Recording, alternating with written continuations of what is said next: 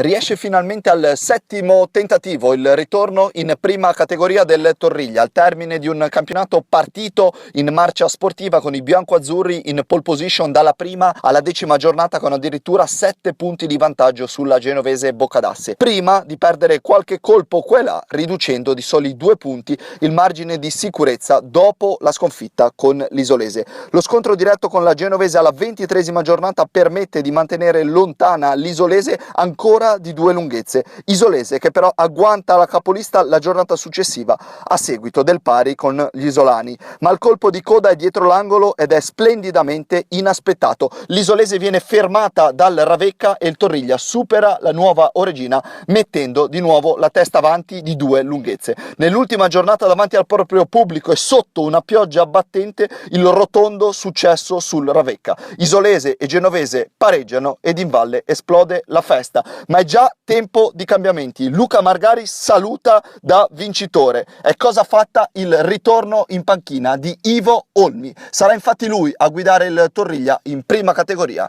nella stagione 2016-2017.